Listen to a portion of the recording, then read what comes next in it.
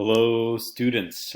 Today I wanted to just kind of record a quick video to go over your first photography assignment in case you were absent or missed class this week. Your first photography assignment is to choose a subject in your apartment. It can be a person, it can also be a pet, it can be an object. That is your choice. But it should be three-dimensional so that you can walk around it or move around it to take photographs of it. And you want to take 4 different pictures of the same subject from different points of view. Today I'm going to show you some examples of different types of point of view and why this is important in photography. The 4 types of point of view that I'm going to look at are eye level, bird's eye level, bug's eye level, and close-up. So as you move around your object, you want to be capturing these 4 different points of view. The easiest way to think about it is where your camera is in relation to the object or the subject, and then which angle or direction that you point it in. So when you are standing and you're looking in a specific direction, you have, a 180-degree field of view, time plus side to side. So it's more than just 180 degrees, but you can look all the way up or you can look all the way down. But the question then becomes, which direction do you point it in and where do you position your camera, whether it is up top, above your head, or whether it's down below, looking up at the object. So this is what you want to be thinking about. The first and most standard field of view is that eye level point of view. This is where your camera is directly pointing straight, and it is directly, if you're photographing a person, it is directly at the same eye level of the person.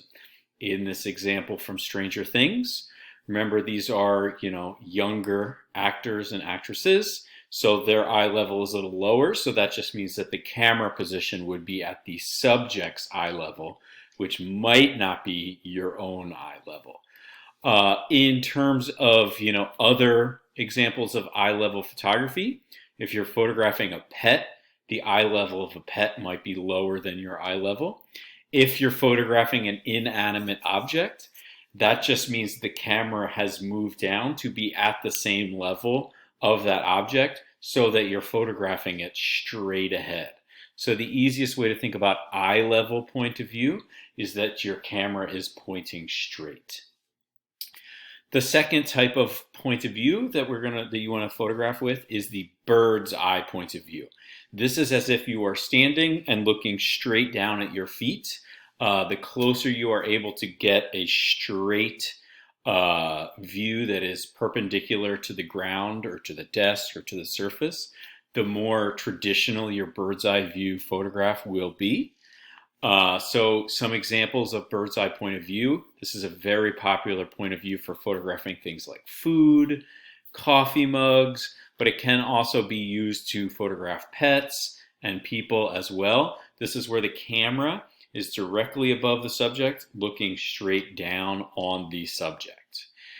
So then the third point of view is the opposite of bird's eye. If the bird was looking up from above, the bug's eye point of view is from the ground looking up at your subject. This is also known as a low angle photography.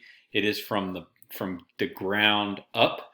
So if you are standing at the base of the Eiffel Tower or you're standing at the base of a building, your natural inclination is to point the camera up, and you are taking a bug's eye view of this much larger building.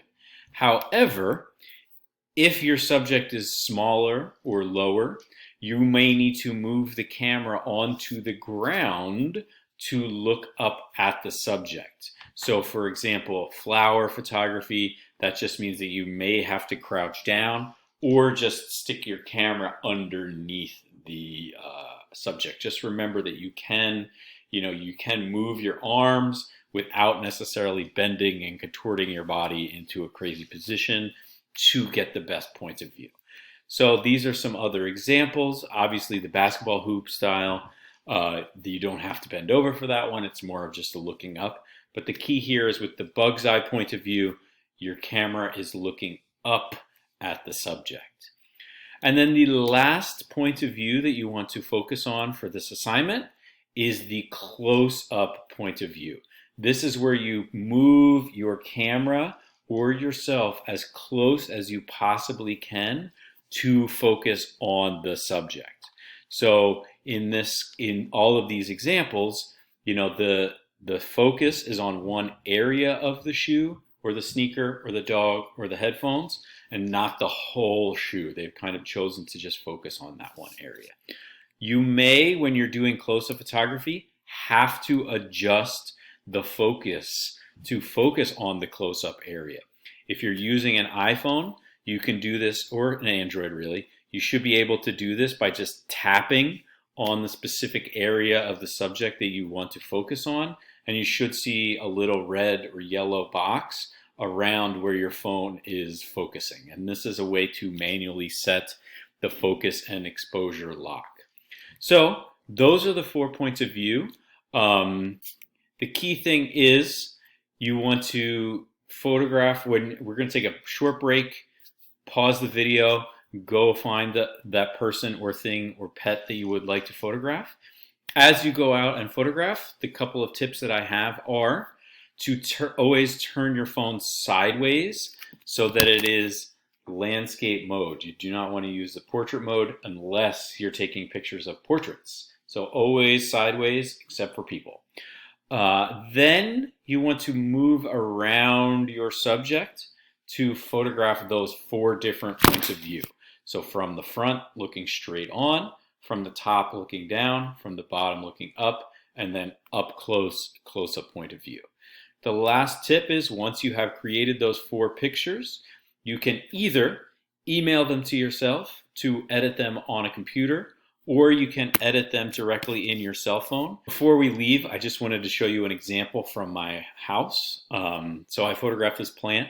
I took the first picture, was the eye level picture where my camera and the subject are on about the same height, and I'm looking straight ahead at the subject.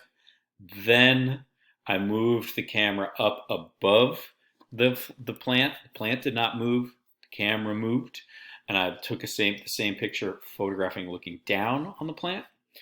The third picture, put the camera underneath as best as I could. I think during this time I really needed to tap the screen to get that manual adjustment so that it would focus on this part, because it naturally wanted to focus on the picture behind it. And then the third point of view kind of got up close and photographed just a portion of the plant. So that is my example. At this point, we'll take a photography break.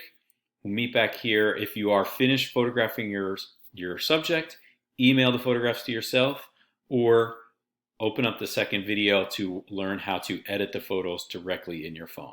Hope everybody is safe and well, and have a great day.